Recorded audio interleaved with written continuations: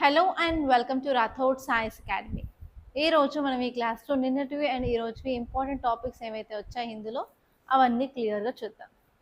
Okay, first topic వచ్చేసి regulations to implement new rural job act at to be finalized అనే title ఇచ్చారు. అసలు ఈ టాపిక్ ఏంటంటే న్యూ రూరల్ జాబ్ యాక్ట్ గురించి మాట్లాడుతున్నారనమాట. సో దీని గురించి కొంత బేసిక్స్లోకి వెళ్ళినట్లయితే ఇది విబి జి రామ్జీ యాక్ట్ గురించి మాట్లాడుతుంది. దీని గురించి మనం 1.5 month బ్యాక్ చాలా ఆర్టికల్స్ అయితే క్లియర్గా చూసామన్నమాట మన హిందూ అనాలిసిస్లో. సో ఈ యాక్ట్ వచ్చేసి మన M G NREGA Mahatma Gandhi national rural employment guarantee యాక్ట్ని రీప్లేస్ చేస్తుంది. సో ఈ యాక్ట్ వచ్చేసి మనకి 2005లో రావడం జరిగింది. ఇది వచ్చేసి 2025లో రావడం జరిగిందనమాట. సో ఇక్కడ మీరు ప్రిలిమ్స్ పాయింట్ ఆఫ్ వ్యూలో చూసుకున్నట్లయితే విబిజి రామ్జీ యాక్ట్ ఎంజీ నరేగాకి మధ్య ఉన్న డిఫరెన్స్ మీద మీకు క్వశ్చన్ వచ్చే ఛాన్స్ ఉంది. ఫస్ట్ ఆఫ్ ఆల్ ఈ యొక్క కొత్త యాక్ట్ యొక్క ప్రొవిజన్స్ ఏంటో చూసుకోవాలి. అండ్ నెక్స్ట్ వచ్చేసి ఈ రెండింటి మధ్యలో ఉన్న డిఫరెన్సెస్ ఏంటో చూసుకోవాలి. వీటి మీద మీకు ప్రిలిమ్స్లో 2026లో ఫర్ షూర్ క్వశ్చన్ వచ్చే ఛాన్స్ అయితే చాలా ఎక్కువ అనమాట. అండ్ నెక్స్ట్ వచ్చేసి మీరు ఫోకస్ చేయాల్సింది ఏంటంటే, సరే మనం చేంజెస్ తీసుకొచ్చాము అండ్ ఈ చేంజెస్తో ఉన్న కొత్త యాక్ట్ని ఇంప్లిమెంట్ చేయడానికి గల ఛాలెంజెస్ ఏంటి, అండ్ నెక్స్ట్ వచ్చేసి దీనివల్ల అడ్వాంటేజెస్ ఆర్ డిసడ్వాంటేజెస్ ఏమైనా ఉంటే ఈ పాయింట్ ఆఫ్ వ్యూ చూసుకుంటే మీకు మెయిన్స్ బేస్డ్ క్వశ్చన్స్ వీటి మీద అడుగుతారనమాట. సో ఈ రెండు ఏరియాస్ కంపల్సరీ ఫోకస్ చేయాలని 2026లో మీకు క్వశ్చన్ వచ్చే ఛాన్స్ చాలా ఎక్కువగా ఉందన్నమాట. ఓకే, క్లియర్గా నేను ప్రతి ఒక్క పాయింట్ అయితే హైలైట్ చేస్తాను. మీరు నోట్స్ రాసుకున్నట్టయితే నోట్స్ అయితే రాసుకోండి. అండ్ మీ నోట్స్ మీరే మెయింటైన్ చేస్తే మీకు ఈజీగా రివిజన్స్ అనేవి అవుతాయి. అండ్ ఒకసారి నోట్స్ కంప్లీట్ చేసిన తర్వాత మనం మంత్లీ మ్యాథ్స్ చదివితే మాత్రం మీకు ఒక ఐడియా అనేది వస్తుంది అనమాట. నోట్స్ లేకుండా డైరెక్ట్గా నేను ఓన్లీ క్లాసే వింటాను అంటే మాత్రం మీరు మర్చిపోయే ఛాన్సెస్ చాలా ఎక్కువగా ఉంటాయి. ఓకే, ఇప్పుడు ఈ యాక్ట్ గురించి చూసుకున్నట్లయితే ఇది Viksit Bharat guarantee for Rozgar and Ajeevika mission act అనమాట. దీన్ని 2025లో తీసుకురావడం జరిగింది. అండ్ ఇది వచ్చేసి మన union rural development ministry implement చేస్తుంది. ఓకే, ఈ పాయింట్ మీరు కంపల్సరీ గుర్తుపెట్టుకోవాలి సార్, ఎవరు ఇంప్లిమెంట్ చేశారు అని చెప్పి. అండ్ నెక్స్ట్ వచ్చేసి ఇప్పుడు ఈ ఆర్టికల్లో కొన్ని ఇష్యూస్ అయితే చెప్తున్నారు. మనం ఈ యొక్క కొత్త యాక్ట్ని ఇంప్లిమెంట్ చేయాలంటే కొన్ని ప్రాబ్లమ్స్ అయితే ఉన్నాయంటున్నారు. ఫస్ట్ వచ్చేసి సెంట్రల్ గవర్నమెంట్ ఇంకా కూడా కీ పారామీటర్స్ని అండ్ రూల్స్ని రోల్ అవుట్ అయితే చేయలేదు. ఇది ఒక పెద్ద ప్రాబ్లం అనమాట. అండ్ నెక్స్ట్ వచ్చేసి స్టేట్ వైజ్గా కూడా బడ్జెట్ ఎంత అలాకేట్ చేయాలి అని కూడా వాళ్ళు చేయడం లేదనమాట. నార్మల్గా మనకి స్కీమ్స్ చూసుకునేసరికి 2 రకాల స్కీమ్స్ ఉంటాయి. సెంట్రల్ సెక్టార్ స్కీమ్ ఒకటి అండ్ సెంట్రల్లీ స్పాన్సర్డ్ స్కీమ్ ఒకటి. సెంట్రల్ సెక్టార్ స్కీమ్ అంటే 100% ఫండ్స్ అనేవి సెంట్రల్ గవర్నమెంటే ఇస్తుంది. And next central sponsored scheme అంటే central government and state governments మధ్యలో షేరింగ్ అనేది ఉంటుందన్నమాట. సో ఇప్పుడు మనకి స్టేట్స్లో యూనియన్ మనకి Himalayan states or hilly states, normal states, UTs అవన్నీ ఉంటాయి కదా. సో ఏంటంటే వాటికి తగ్గట్టు మనకి షేరింగ్ అనేది ఉంటుంది. సెంట్రల్ సెక్టార్ స్కీమ్లో for example 100% of funds central government నుంచే వస్తాయి. సెంట్రల్ స్పాన్సర్డ్ స్కీమ్లో మనకి స్టేట్స్ సెంటర్ గవర్నమెంట్ డివైడ్ చేసుకుంటాయి ఫండ్స్ అనుకున్నాం కదా. సో అక్కడ కూడా వచ్చేసి నార్మల్ స్టేట్స్ ఉంటాయి మనకి and Himalayan or hilly states ఉంటాయి. అండ్ నెక్స్ట్ వచ్చేసి యూటీస్, యూనియన్ టెరిటరీస్ పక్కన పెట్టేయండి. సో నార్మల్ స్టేట్స్లో ఈ స్కీమ్కి 60:40 అనేది ఫండింగ్ అనమాట. 60% సెంట్రల్ గవర్నమెంట్ ఇస్తే 40% స్టేట్స్ అనేవి భరిస్తాయి. అండ్ హిమాలయన్ ఆర్ హిల్లీ స్టేట్స్లో మాత్రం 90:10 ఉంటుంది. యూటీస్లో మాత్రం 100% ఉంటుంది అనమాట. సో అలా బేస్డ్ ఆన్ స్టేట్స్ వాళ్ళ యొక్క డెవలప్మెంట్ కానివ్వండి, వాళ్ళ పాపులేషన్ కానివ్వండి, అండ్ పెద్ద స్టేటా చిన్న స్టేట్ అవన్నీ చూసుకొని గవర్నమెంట్ అనేది ఫైనలైజ్ చేస్తుందన్నమాట బడ్జెట్ని. అది ఇంతవరకు కూడా ఫైనలైజ్ చేయలేదు అని చెప్పి ఈ ఆర్టికల్ చెప్తుంది. అండ్ అంతేకాకుండా మన గ్రామ పంచాయత్స్కి ఇంపార్టెంట్ రోల్ ఉంటుంది, ఎస్పెషల్ రూరల్ ఎంప్లాయ్మెంట్ గ్యారంటీ స్కీమ్స్లో. దానికి కూడా ఏంటంటే వాళ్ళకున్న పారామీటర్స్ బట్టి అది ఏబిసి టైప్స్ అనేవి ఉంటాయన్నమాట. అవి కూడా ఇంకా మనకి పెండింగ్లోనే ఉన్నట్టు కనిపిస్తాయి. అండ్ నెక్స్ట్ వచ్చేసి ఇక్కడ మనకి రూల్స్ చూసుకున్నట్లయితే 11 కేటగిరీస్ ఆఫ్ రూల్స్ అనేవి ఉంటాయన్నమాట. అవి ఏంటంటే సోషల్ ఆడిట్స్కి సంబంధించి ఇంప్లిమెంటేషన్ అవి కూడా ఇంకా రెడీ అవ్వలేదు. అందుకని ఈ విబిజీ రామ్జీ యాక్ట్ని ఇంప్లిమెంట్ చేయడానికి మరికొంత సమయం పట్టేటట్టు ఉందని చెప్పి ఆర్టికల్ చెప్తుందన్నమాట. అసలు ఎందుకు ఇంత డిలే అవుతుంది అంటే కొన్ని స్టేట్స్ కూడా సెంట్రల్ గవర్నమెంట్ తోటి అగ్రీ చేయట్లేదు ఈ స్కీమ్ కోసం. అండ్ నెక్స్ట్ వచ్చేసి కాంప్లెక్స్ షిఫ్ట్ అనేది ఉంది, ఎస్పెషలీ ఎంజినరీగా అనేది డిమాండ్ డ్రివెన్. ఇక్కడ నుంచి మనకి ఇప్పుడు ఈ విబిజీ రామ్జీ బిల్ వచ్చేసి మనకి సప్లై డ్రివెన్ అలొకేషన్ అనమాట.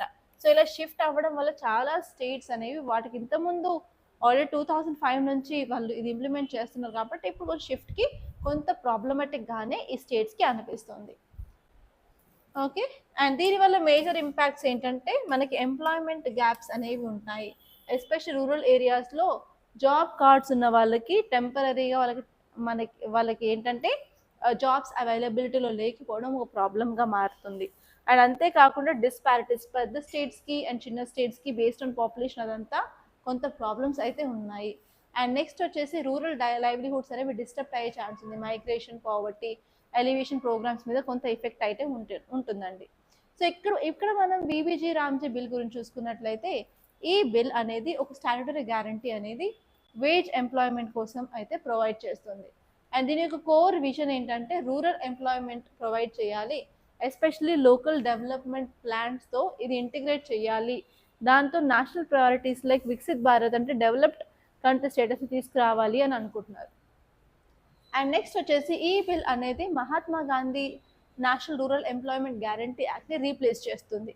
అండ్ నెక్స్ట్ ఈ కొత్త యాక్ట్లో ఏంటంటే ఇంతకుముందు ఓన్లీ 100 days ఆఫ్ వర్కింగ్ మాత్రం ప్రొవైడ్ చేసేవారు, ఇప్పుడు దాన్ని కాస్త 125కి ఇంక్రీజ్ చేశారనమాట. అండ్ షేరింగ్ వచ్చే 60:40 ఉంటుంది. అండ్ ఇవన్నీ మీరు గుర్తుపెట్టుకోవాల్సిన important points. And next article వచ్చేసి Valmiki community to protest for raising quota. So ఈ టైటిల్ చూడగానే మనకి ఏం అర్థమవుతుంది అంటే వాల్మీకి కమ్యూనిటీ ఇప్పుడు ప్రొటెస్ట్ చేస్తున్నారు. కోటా అంటే ఏం లేదు, రిజర్వేషన్కి సంబంధించి అనమాట. సో ఇక్కడ ఏంటంటే ఈ వాల్మీకి కమ్యూనిటీస్ ఎక్కడ ప్రొటెస్ట్ చేస్తున్నారు అంటే కర్ణాటక స్టేట్లో ప్రొటెస్ట్ అనేది చేస్తున్నారు. సో ఇక్కడ ఇది వినగానే మీకు ఒక ఐడియా అనేది మీ మైండ్లోకి రావాలి. సో ఇప్పుడు వాల్మీకి వాళ్ళు కర్ణాటకలో ప్రొటెస్ట్ చేస్తున్నారు అంటే వేరే స్టేట్లో ఎవరెవరు ప్రొటెస్ట్ చేస్తున్నారు ఈ యొక్క రిజర్వేషన్ కోసం అని చూసుకోవాలి. ఫర్ ఎగ్జాంపుల్ మరాఠా రిజర్వేషన్ ఉంది, జాట్ రిజర్వేషన్ ఉంది, వోకలింగాస్ ఉన్నారు. సో అలా ఏ స్టేట్లో ఏ కమ్యూనిటీ వాళ్ళు రిజర్వేషన్ కోసం ఫైట్ చేస్తున్నారో కూడా మీరు తెలుసుకోవాలి. అండ్ దాని మీద కూడా మీకు క్వశ్చన్ వచ్చే ఛాన్స్ ఉంది. ఇక్కడ క్వశ్చన్ వచ్చేసి పేర్ బేస్డ్ క్వశ్చన్ వచ్చే ఛాన్స్ ఉంది. ఇక్కడ లిస్ట్ ఏ అంటారు, list B or list 1 list 2 అని చెప్పి ఇక్కడ కమ్యూనిటీస్ పేర్లు ఇచ్చేసి ఇక్కడ స్టేట్స్ అనేది ఇచ్చేసి ఏ స్టేట్లో ఫైట్ చేస్తున్నారని కూడా క్వశ్చన్ అడిగే ఛాన్స్ ఉందన్నమాట. అండ్ వీళ్ళు రిజర్వేషన్ కోసం ఫైట్ చేస్తున్నారు కాబట్టి రిజర్వేషన్ గురించి ఒక question, consider the following statements regarding reservation policy in India or consider the following statements regarding reservation in India or else fundamental rights అని చెప్పి కొన్ని క్వశ్చన్స్ అయితే అడిగే ఛాన్స్ ఉంది. సో ప్రతి పాయింట్ ఆఫ్ వ్యూలో రిజర్వేషన్కి మీరు ఎక్కువ ఫోకస్ చేయాలి, ఎందుకంటే ఈసారి క్వశ్చన్స్ వచ్చే ఛాన్స్ చాలా ఎక్కువగా ఉందండి. అండ్ ఈ టాపిక్ వచ్చేసి పాలిటీలో చాలా ఇంపార్టెంట్. సో ఇక్కడ కంటెక్స్ట్ చూసుకున్నట్లయితే వాల్మీకి కమ్యూనిటీ ప్రైమరీగా కర్ణాటకలో వాళ్ళని ఎస్టీ కేటగిరీ కింద క్లాసిఫై చేశారు. అండ్ వాళ్ళకి ఇంతకుముందు 7% ఆఫ్ రిజర్వేషన్ ఇచ్చేవాళ్ళు, కానీ ఇప్పుడు ఆ 7%ని కాస్త 3%కి తగ్గించాలి అని అనుకుంటున్నారు అప్కమింగ్ రిక్రూట్మెంట్స్లో. అంటే రిజర్వేషన్ తగ్గిపోతుంది అనమాట ఈ వాల్మీకి కమ్యూనిటీకి, అందుకే వీళ్ళు ఇప్పుడు ప్రొటెస్ట్ అనేది చేస్తున్నారు. సో అసలు ఇష్యూ ఏంటంటే గవర్నమెంట్ కోటాని తగ్గించింది, ఇంతకుముందు 7 ఉండేది ఇప్పుడు 3%. అండ్ దానివల్ల మేజర్ రిక్రూట్మెంట్ డ్రైవ్స్లో వీళ్ళకి అందాల్సిన రిజర్వేషన్ 50% తగ్గే ఛాన్స్ ఉంది, అది ఒక ఇంపార్టెంట్ రీజన్ అనమాట. అండ్ నెక్స్ట్ వచ్చేసి కాన్స్టిట్యూషన్లో ఉన్న ఆర్టికల్స్ తెలుసుకోవాలి.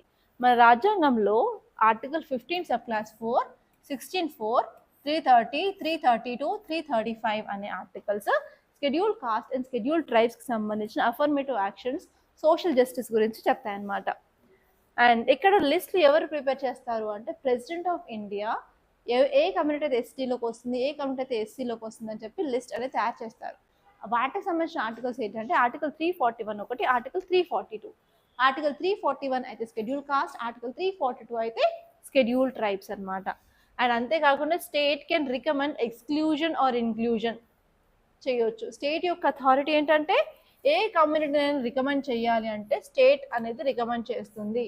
అండ్ అంతేకాదు ఫైనల్ అప్రూవల్ ఎవరిస్తారు అంటే registrar general of India and అలాగే NCST national commission for SC, అలాగే నేషనల్ కమిషన్ ఫర్ ఎస్టీ కూడా ఇవ్వాల్సి వస్తుంది అనమాట.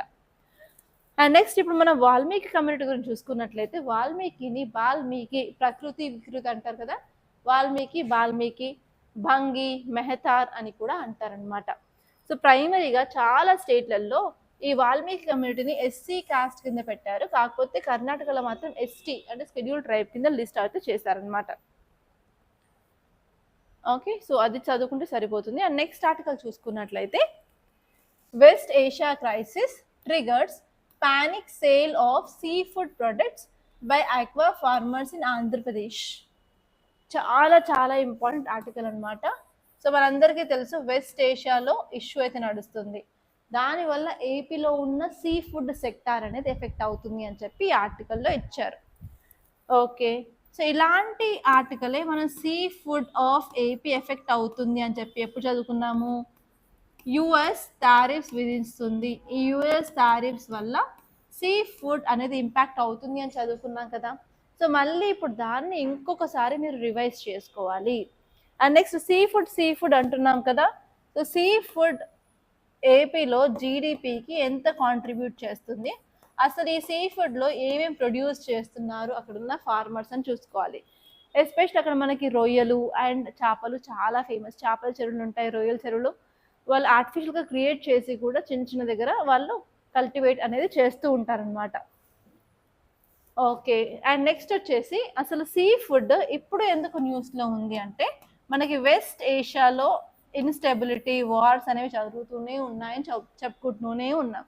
Like US, Israel and Iran, ఈ కంట్రీస్ మధ్య ఇష్యూస్ వల్ల అక్కడ ఇష్యూస్ అనేవి, అక్కడ బాంబ్ బ్లాస్ట్లు, మిసైల్స్, డ్రోన్స్ అటాక్స్ అవన్నీ జరుగుతున్నాయి.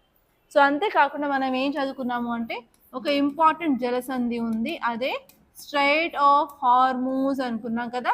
ఈ స్ట్రైట్ ఆఫ్ హార్మూజ్ని క్లోజ్ చేయడం వల్ల ఇక్కడ నుంచి మనకి ఏవైతే ఎక్స్పోర్ట్స్ వెళ్తున్నాయో ఇట్ సైడ్ కంట్రీస్కి అవన్నీ ఎఫెక్ట్ అవుతున్నాయి. దానివల్ల ఎక్స్పోర్ట్స్ అనేవి టైంకి రీచ్ అవ్వదు అని చెప్పి మనకు తెలుస్తుంది. అండ్ అంతేకాకుండా వెస్ట్ ఏషియా కూడా ఇండియా నుంచి మనం సీ ఫుడ్ అయితే ఎక్స్పోర్ట్ చేస్తామన్నమాట.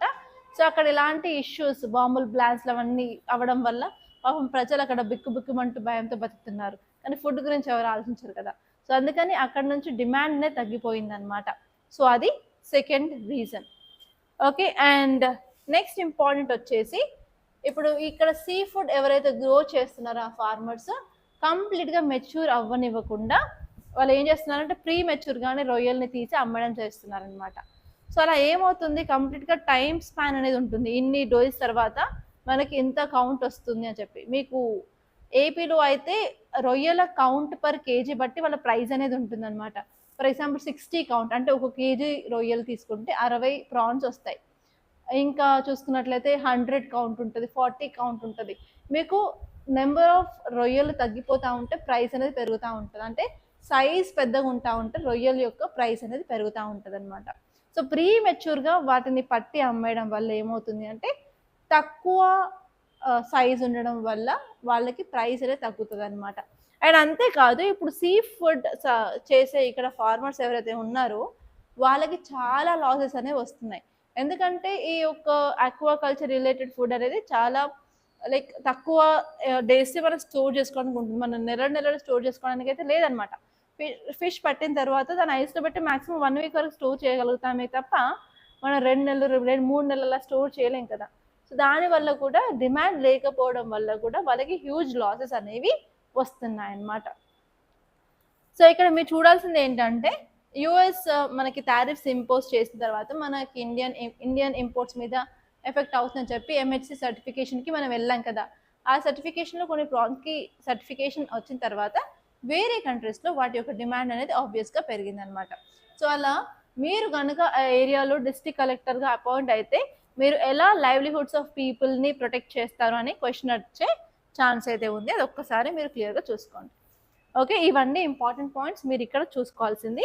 అండ్ ఈ ఆర్టికల్లోకి వెళ్తే కొన్ని ఫ్యాక్ట్స్ అయితే ఇచ్చారు. ఆ ఫ్యాక్ట్స్ ఏంటంటే ఇండియా నుంచి సీ ఫుడ్ అనేది 128 కంట్రీస్కి పైగానే ఎక్స్పోర్ట్ అనేది అవుతుంది అనమాట. అందులో మేజర్ వచ్చేసి US, Japan, China, Vietnam, Thailand, Canada, Italy, Russia and even west Asia, European union and south east Asia అనమాట. అండ్ ఏపీలో కొన్ని డిస్ట్రిక్ట్స్లో ఈ ఫిష్ కల్టివేషన్ చాలా ఎక్కువగా ఉంటుంది. ఎస్పెషల్లీ 4 లక్షల ఎకరాల ఏరియాలో ఈ ఫిష్ అండ్ ప్రాన్స్ కల్టివేషన్ అనేది అవుతుంది అనమాట.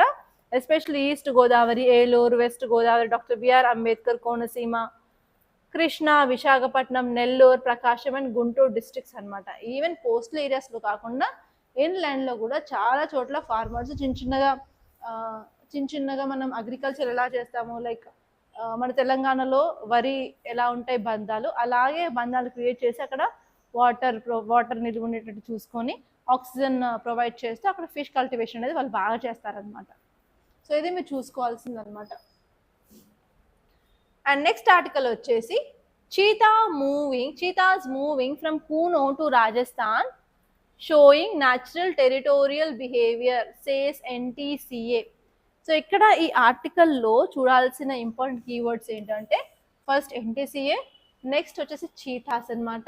And even Kuno national park గురించి కూడా మీరు చూసుకోవాలి. దాని గురించి క్వశ్చన్ అయితే రాలేదు ఇప్పటి వరకు. ఓకే, 1970s and 80sలో క్వశ్చన్ ఎలా వచ్చేది అంటే this so and so species became extinct and which is present in which national park అని కూడా క్వశ్చన్ అడిగేవాళ్ళు, ఆర్ ఎల్స్ విచ్ స్టేట్ అని చెప్పి. సో అలా కూడా మళ్ళీ క్వశ్చన్స్ అనేవి రిపీట్ అయ్యే ఛాన్స్ అయితే ఉంది. ఒకసారి మీరు ఫోకస్ చేయాలన్నమాట. ఓకే, సో ఈ ఆర్టికల్ ఎందుకు ఇంపార్టెంట్ అంటే మీకు NTCA మీద ఆల్రెడీ క్వశ్చన్ వచ్చింది అండ్ చీతా మీద కూడా 2012లో ఒకసారి క్వశ్చన్ వచ్చింది. కాబట్టి మళ్ళీ రిపీట్ అయ్యే ఛాన్స్ అయితే ఉంది. అందుకే ఒకసారి మీరు క్లియర్గా చూసుకోవాలి. సో ఈ ఆర్టికల్లో ఏం చెప్తుందంటే NTCA అనేది ఒక body under union environment ministry. ఇదేం చెప్పింది అంటే చీతాస్ కూనో నేషనల్ పార్క్ అది మధ్యప్రదేశ్ నుంచి బారన్ డిస్ట్రిక్ట్ ఆఫ్ రాజస్థాన్ వరకు కూడా న్యాచురల్ టెరిటోరియల్ బిహేవియర్ అనేది చూపిస్తుంది. అంటే మనం ఆఫ్రికా నుంచి తెచ్చిన ఏవైతే చీతాస్ ఉన్నాయో ఇండియాలో అలవాటు అయ్యాయి అండ్ ఇండియాలో కూడా మూవ్ అవ్వడం స్టార్ట్ చేస్తున్నాయి, అది న్యాచురల్ టెరిటోరియల్ బిహేవియర్ చూపిస్తుందని చెప్పి ఈ ఆర్టికల్ చెప్తుంది అనమాట. సో అందుకని మీరు క్లియర్గా చూసుకోవాల్సింది ఏంటంటే కూనో నేషనల్ పార్క్ ఏంటి అండ్ నెక్స్ట్ వచ్చేసి మనకి ఈ ఆఫ్రికన్ చీతాస్ ఎక్కడి నుంచి తెచ్చాము అండ్ ఈ చీతా ఏంటో కూడా మీరు ఒకసారి క్లియర్గా చూడాలి.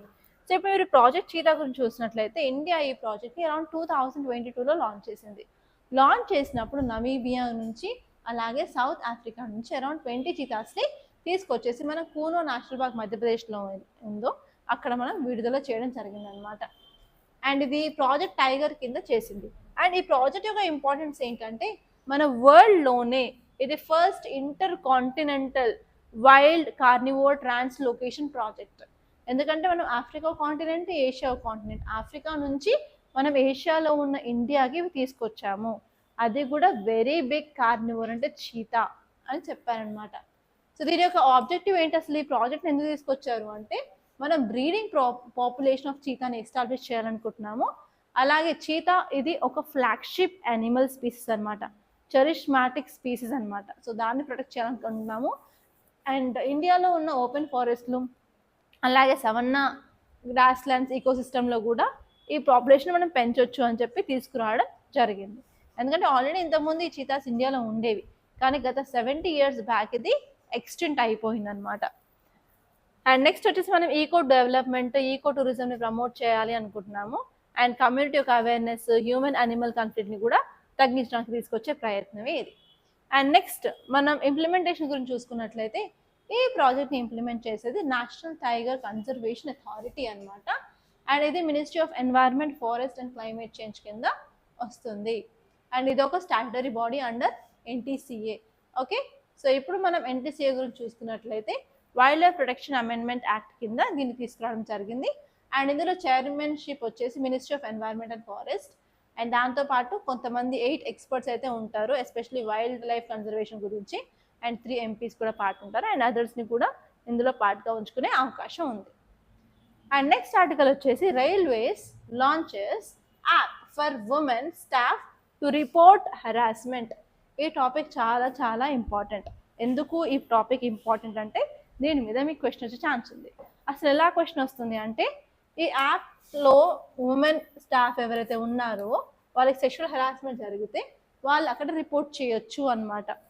సో ఇక్కడ మీకు ఆ యాప్ నేమ్ వచ్చేసి షైన్ అనమాట. Shine is seen recently in news, what is this app is about అని అడిగే ఛాన్స్ ఉంది. Shine is an app to report sexual harassment at work place by women, which of the following ministry launched this అని అడిగే chance ఉంది. లేకపోతే consider the following statements regarding shine అని చెప్పి కింద క్వశ్చన్ కింద స్టేట్మెంట్స్ ఇచ్చే ఛాన్స్ ఉంది.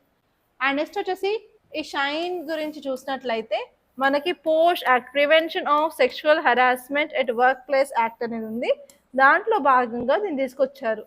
అండ్ ఈ పోష్ యాక్ట్ తీసుకోవడానికి మేజర్ రీజన్ ఏంటంటే విశాఖ గైడ్ లైన్స్ అన్నమాట. సో ఆ విశాఖ గైడ్ లైన్స్ అలాగే పోష్ మీద కూడా మీకు క్వశ్చన్ వచ్చే ఛాన్స్ అయితే ఉందండి, మీరు క్లియర్గా చూసుకోవాలి. ఓకే, ఇప్పుడు కంటెక్స్ట్ చూసినట్లయితే ఈ ఇండియన్ రైల్వేస్ నిన్న ఉమెన్స్ డే సందర్భంగా ఈ యాప్ని అయితే లాంచ్ చేశారు. అండ్ దీని యొక్క ఫుల్ ఫామ్ ఏంటంటే sexual harassment incident notification for empowerment అన్నమాట. ఓకే, అండ్ నెక్స్ట్ వచ్చేసి ఇది ఎందుకు తీసుకొచ్చారు అంటే ఇంటర్నల్ కంప్లైంట్స్ కమిటీ విశాఖ గైడ్ లైన్స్లో ఇచ్చిన రూల్స్ ప్రకారం ఉమెన్కి ప్రొటెక్షన్ ఇవ్వాలి వర్క్ ఫోర్స్లో అన్నట్టు తీసుకురావడం జరిగింది, వర్క్ ప్లేస్లో. అండ్ నెక్స్ట్ వచ్చేసి ఉమెన్ ఎవరైతే స్టాఫ్ ఉంటారో పర్మనెంట్ స్టాఫ్ వాళ్ళు ఈ యాప్ని యూజ్ చేయొచ్చు. అంతేకాదు ఎవరైతే కాంట్రాక్ట్ ఉమెన్స్ ఉన్నారో అలాగే విజిటర్స్ ఉన్నారో వేరే వాళ్ళకి ఎవరికైనా ప్రాబ్లం ఉంటే వాళ్ళు ఈ పర్మనెంట్ ఉమెన్ దగ్గరికి వచ్చేసి వాళ్ళ యాప్ని యూజ్ చేసుకొని వాళ్ళు కంప్లైంట్ని ఫైల్ చేయొచ్చు అనమాట. సో ఇది ఈ యాప్ గురించి. అండ్ నెక్స్ట్ ఆర్టికల్ చూసుకున్నట్లయితే ఎండ్ ఆఫ్ చాప్టర్. ఈ టాపిక్ వచ్చేసి మన గవర్నర్స్ గురించి చెప్తుంది. సో లాస్ట్ క్లాస్లో మనం చదువుకున్నాం ఏంటి, తమిళనాడు గవర్నర్ రీషఫిల్ చేశారు, వేరే స్టేట్కి పంపించారు. అండ్ అక్కడ ఉన్న కేరళ గవర్నర్ని తమిళనాడు కూడా కొంచెం చూసుకోమని అడిషనల్ ఛార్జ్ ఇచ్చారు అని చెప్పి చదువుకున్నాం. అండ్ ఎస్పెషలీ ఈ స్టేట్స్లో మనకి ఎలక్షన్స్ ఉన్నాయి కాబట్టి కొంత ఇన్ఫ్లుయెన్స్ అయితే సెంట్రల్ గవర్నమెంట్ చూపిస్తుంది అని కూడా మనం ఆ రోజు అనుకున్నాం కదా. సో ఆ రోజు అనుకున్నదే ఈరోజు ఎడిటోరియల్లో వచ్చిందనమాట. సో ఈ టాపిక్ ఏం చెప్తుంది అంటే end of chapter the shuffle of governors aid perception of centre interference. ఇలా ఎలక్షన్స్కి ముందు మన గవర్నర్స్ని ఒక స్టేట్ నుంచి ఒక స్టేట్కి రీషఫుల్ చేస్తే ఇక్కడ సెంట్రల్ గవర్నమెంట్ ఇన్ఫ్లుయెన్స్ పెరుగుతుంది అని చెప్పి నమ్మడానికి ఇది ఒక బలమైన కారణం అని ఇక్కడ చెప్తున్నారనమాట. సో ఇక్కడ మీరు చూడాల్సింది ఏంటంటే అసలు గవర్నర్ ఎవరు అండ్ ఆర్టికల్స్ ఏమేమి ఉన్నాయి గవర్నర్కి సంబంధించి, అండ్ గవర్నర్ యొక్క పవర్స్ ఏంటి, ఎస్పెషల్ డిస్క్రిషనరీ పవర్స్ మీద ఫోకస్ చేయండి. అండ్ నెక్స్ట్ వచ్చేసి గవర్నర్ అండ్ సీఎం ఇష్యూ రీసెంట్గా ఉంది కదా న్యూస్లో, అక్కడ ఆర్టికల్ 200 ఆర్టికల్ 201 మీద కూడా జడ్జ్మెంట్ అనేది సుప్రీంకోర్టు ఇచ్చింది కాబట్టి ఆ ఆర్టికల్స్ అవన్నీ ఒకసారి క్లియర్గా చూసుకోండి. ఇవన్నీ మీరు కంపల్సరీ చూసుకోవాల్సిందే. ఓకే, ఇప్పుడు మనం ఈ ఆర్టికల్ చూసుకున్నట్లయితే షఫ్లింగ్ ఆఫ్ గవర్నర్స్ అవుతుంది. ఇది సెంట్రల్ గవర్నమెంట్ యొక్క పర్సెప్షన్ని, అంటే సెంట్రల్ గవర్నమెంట్ ఇంటర్ఫిరెన్స్ ఎక్కువ అవుతుందనే పర్సెప్షన్ని ఇంక్రీజ్ చేస్తుందని చెప్తున్నారు. సో ఇక్కడ రోల్ ఆఫ్ గవర్నర్ చూసుకున్నట్లయితే the role of governors find its constitutional basis in part 6 of Indian constitution. Part 6లో గవర్నర్స్ యొక్క రోల్ అనేది చూపిస్తుంది. ఎస్పెషలీ ఆర్టికల్ 153 అండ్ ఆర్టికల్ 162 వరకు 162 వరకు ఇక్కడ గవర్నర్స్ యొక్క రోల్ గురించి అయితే చెప్తుంది అనమాట. సో ఇందులో ఇన్స్టిట్యూషన్ ఫ్రేమ్వర్క్, పవర్స్, వాళ్ళ యొక్క రెస్పాన్సిబిలిటీస్ అండ్ వాళ్ళు ఎలా ఉండాలి, వాళ్ళ బిహేవియర్ ఎలా ఉండాలి, సెంట్రల్ గవర్నమెంట్తో ఎలా ఉండాలని చెప్పి అన్ని ఆర్టికల్స్ చెప్తుంది అనమాట. సో ఇక్కడ మనకి కొన్ని ఛాలెంజెస్ అయితే ఇక్కడ ఈ ఆర్టికల్లో చెప్పారు. ఆ ఛాలెంజెస్ ఏంటంటే అపాయింట్మెంట్ ఆఫ్ గవర్నర్స్ ఎవరు చేస్తారు, ప్రెసిడెంట్ చేస్తారు. అండ్ ఆ గవర్నర్ ఏంటంటే ఆ స్టేట్లో మనిషి కూడా కాదు, బయట అతన్ని గవర్నర్గా అక్కడ పెట్టడం జరుగుతుంది అనమాట. సో దానివల్ల ఏంటంటే చాలాసార్లు ఈ యొక్క గవర్నర్ యొక్క అపాయింట్మెంట్ అనేది న్యూట్రల్గా ఉండట్లేదు. అండ్ గవర్నర్ పెట్టిన తర్వాత కూడా అక్కడ సీఎంకి గవర్నర్కి ఇష్యూస్ అవుతూనే ఉన్నాయి అని చెప్పారు. అండ్ నెక్స్ట్ వచ్చేసి చాలాసార్లు గవర్నర్ చేసే పనులలో యూనియన్ గవర్నమెంట్కి ఫేవర్గానే ఉంటున్నాయి, స్టేట్ డెవలప్మెంట్కి సపోర్ట్ చేయట్లేదని చెప్పి కూడా కొన్ని ఆర్గ్యుమెంట్స్ అయితే వస్తున్నాయి. అండ్ నెక్స్ట్ వచ్చేసి టెన్యూర్ ఆఫ్ గవర్నర్ ఫిక్స్డ్గా లేదనమాట. They will work under the pleasure of the president అని ఉంటుందన్నమాట. అంటే ప్రెసిడెంట్ ఆయన ఒక హ్యాండ్ అండ్ సీల్ తోటి వీళ్ళు అపాయింట్మెంట్ అనేది చేస్తారు కాబట్టి వాళ్ళకు ఒక ఫిక్స్డ్ టెన్యూర్ అనేది లేదు. కాబట్టి వాళ్ళకి ఎప్పుడు కొంత కన్సర్న్ అయితే ఉంటుంది ఈ యొక్క అపాయింట్మెంట్ విషయంలో. అండ్ నెక్స్ట్ వచ్చేసి ఇలా రీషఫ్లింగ్ కూడా వాళ్ళ యొక్క ఇన్స్టిట్యూషన్ కంటిన్యూటీ మీద ఇంపాక్ట్ అయితే ఉంటుంది. అండ్ నెక్స్ట్ వచ్చేసి వీళ్ళకి ప్రాపర్గా అటానమీ కూడా ఉండదన్నమాట. ఎందుకంటే ఇన్ కేస్ వాళ్ళు ఏదైనా బిల్ పాస్ చేయాలంటే ఇన్ కేస్ ఆ బిల్లో ఫెడరల్ ఫీచర్స్ క్యారెక్టర్స్ ఏమైనా ఉంటే కంపల్సరీ వాళ్ళు ఏం చేస్తారు, వాళ్ళు ప్రెసిడెంట్ కోసం అని రీకన్సిడర్ చేస్తారు, వాళ్ళు ప్రెసిడెంట్కి పంపిస్తారనమాట బిల్. సో అక్కడ ప్రెసిడెంట్ ఆర్టికల్ 201ని యూజ్ చేసుకోవడం జరుగుతుంది. సో అలా ప్రాపర్గా వీళ్ళకి డెసిషన్ తీసుకునే అటానమీ కూడా ఉండట్లేదు. అండ్ నెక్స్ట్ వచ్చేసి ఫెడరలిజం ఛాలెంజెస్ కూడా ఉన్నాయి. చాలాసార్లు స్టేట్ యొక్క ఫంక్షనరీ అలాగే యూనియన్ రిప్రజెంటేటివ్స్కి ఇన్స్టిట్యూషనల్గా కాన్ఫ్లిక్ట్స్ అనేది వస్తూ ఉన్నాయి అన్నమాట. ఓకే, నెక్స్ట్ ఆర్టికల్ చూసుకున్నట్లయితే 1 నేషన్ 1 ఎలక్షన్ రెమెడీ వర్స్ దాన్ డిసీజ్. సో ఈ టైటిల్ చూస్తున్నట్లయితే ఇది 1 నేషన్ 1 ఎలక్షన్ గురించి చెప్తుంది అనమాట. ఇదేంటంటే సైమల్టేనియస్ ఎలక్షన్స్ అంటారు. సో సైమల్టేనియస్ ఎలక్షన్స్ సింపుల్గా చెప్పాలి అంటే మనకి సెంట్రల్ లెవెల్లో లోక్సభ ఉంటుంది అండ్ స్టేట్ లెవెల్లో state legislative assembly or assembly అని ఉంటుంది కదా. సో ఈ రెండింటికి డైరెక్ట్గా పీపుల్లే ఎలక్షన్స్లో పార్టిసిపేట్ చేసి ఓట్లు వేసి ఎన్నుకుంటారు కదా. సో అలా ఇక్కడ ఏమవుతుంది అంటే మనం నార్మల్గా మనకి ఇండిపెండెన్స్ వచ్చినాక తర్వాత పెట్టిన ఎలక్షన్స్లో మనకి స్టేట్ అసెంబ్లీకి అలాగే సెంట్రల్ గవర్నమెంట్కి ఒకటేసారి ఎలక్షన్స్ ఉండేవి. దాని తర్వాత నో కాన్ఫిడెన్స్ మోషన్ పాస్ అవ్వడం కానీ సడన్గా గవర్నమెంట్ పడిపోవడం అలాంటివి జరగడం వల్ల ఇప్పుడు సైమల్టేనియస్ ఎలక్షన్స్ అనేవి డిస్కంటిన్యూ అయ్యాయి. ఒకటేసారి మనకి అసెంబ్లీలలో అండ్ లోక్సభ ఎలక్షన్స్ జరగట్లేదు అనమాట. సో ఇప్పుడే ఈ ఆర్టికల్ ఏం చెప్తుందంటే సైమల్టేనియస్ ఎలక్షన్స్ వెళ్ళాలి అని చాలామంది అంటున్నారు, కానీ దానివల్ల చాలా ఛాలెంజెస్ అయితే ఉన్నాయి అంటున్నారు. సో ఇప్పుడు మనం ఛాలెంజెస్ ఏంటో క్లియర్గా చూద్దాం. ద ఫస్ట్ ఇంపార్టెంట్ ఛాలెంజెస్ వచ్చేసి రీజనల్ ఇష్యూస్ ఏవైతే ఉన్నాయో అవి షాడోలోకి వెళ్ళిపోతాయి అంటున్నారు. ఈ సైమల్టేనియస్ ఎలక్షన్స్ అనేది పెట్టడం వల్ల Lok Sabha and state legislative assembly elections ఒక్కసారి జరగడం వల్ల నేషనల్ ఇష్యూస్ ఏమో డామినేట్ అవుతాయి and regional issues and state issues ఏమో సైడ్ లైన్లోకి వెళ్ళిపోతాయి, అంటే షాడోలోకి వెళ్ళిపోతాయి అంటున్నారు. అండ్ అంతేకాకుండా ఈ రెండు ఎలక్షన్స్ ఒకటేసారి అయితే మాత్రం ఎవరికైతే నేషనల్ పొలిటికల్ పార్టీ తెలుసో వాళ్ళకే జస్ట్ ఓట్ వేసుకుంటూ వెళ్ళిపోతారు అండ్ రీజనల్ పొలిటికల్ పార్టీకి ఓటు వేయరు అని చెప్పి దానివల్ల రీజనల్ పొలిటికల్ పార్టీస్ మీద చాలా ఇంపాక్ట్ ఉంటుంది అని చెప్తున్నారు. అండ్ అంతేకాకుండా ఫ్రీక్వెంట్ ఎలక్షన్స్ అనేవి గ్రేటర్ రెస్పాన్సిబిలిటీ అకౌంటబిలిటీని ప్రొవైడ్ చేస్తాయి. సో అలా మనం ఒకటేసారి ఎలక్షన్లోకి వెళ్తే చాలామంది ఇంట్రెస్ట్ కూడా చూపించరు అని అంటున్నారు అనమాట. అండ్ నెక్స్ట్ వచ్చేసి మనం కొంత అమెండ్మెంట్స్ కూడా చేయాల్సి ఉంటుంది కాన్స్టిట్యూషన్కి, ఎందుకంటే state legislative assemblies under article 172 can be enacted without requiring ratification by the states.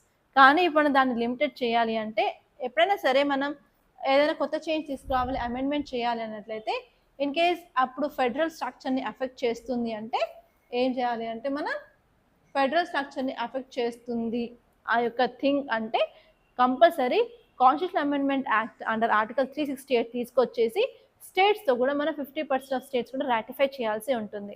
So మన కాన్స్టిట్యూషన్ అమెండ్మెంట్ యాక్ట్ని కూడా తీసుకురావాలి. అండ్ అంతేకాదు మనం ఎలక్షన్స్ చేయాలి అన్నట్లయితే ఇప్పుడు మనకి ఎక్కడైనా సరే పోలింగ్ బూత్లో ఇప్పుడు ఎంపీకి ఒక ఈవీఎం పెట్టాలి అండ్ ఎమ్మెల్యేకి ఒక ఈవీఎం పెట్టాలి, రెండు ఉండాలన్నమాట. ఇప్పుడు దానివల్ల ఏంటంటే ఒకటేసారి కంట్రీ మొత్తం చేయాలి అంటే లాజిస్టిక్స్ ప్రాబ్లం కూడా ఉండే ఛాన్సెస్ అయితే ఉంది. అండ్ స్టాఫ్ కూడా ప్రాపర్గా అడిక్వేట్గా ఉండరు, సేఫ్టీ సెక్యూరిటీ ఇష్యూస్ వస్తాయి అని చెప్పి కూడా కొంతమంది అభిప్రాయపడుతున్నారనమాట. సో ఇది ఈ టాపిక్ గురించి. అండ్ నెక్స్ట్ ఆర్టికల్ వచ్చేసి why did US supreme court reject Trump tariff. So ఈ ఆర్టికల్ ఆల్రెడీ మనం ఇంతకుముందు క్లియర్గా చదువుకున్నాము. ఈ ఆర్టికల్ ఏం చెప్తుంది అంటే సుప్రీం కోర్ట్ ఆఫ్ యుఎస్ ఇచ్చిన జడ్జ్మెంట్ గురించి చెప్తుంది అనమాట. సో ఇది అర్థం చేసుకోవాలి అంటే కొంత బ్యాక్గ్రౌండ్ అయితే తెలుసుకోవాలి. ఓకే. బ్యాక్‌గ్రౌండ్‌లోకి వెళ్ళినట్లయితే ట్రంప్ సెకండ్ టైమ్ ప్రెసిడెంట్ అయిన తర్వాత ట్రంప్ 2.0 ఎరాలో అతను ఏం చేస్తున్నాడు అంటే ప్రొటెక్షనిజం మీద ఫోకస్ చేస్తున్నాడు. ప్రొటెక్షనిజం అంటే ఏం లేదు, అమెరికన్స్‌ని ప్రొటెక్ట్ చేయాలి.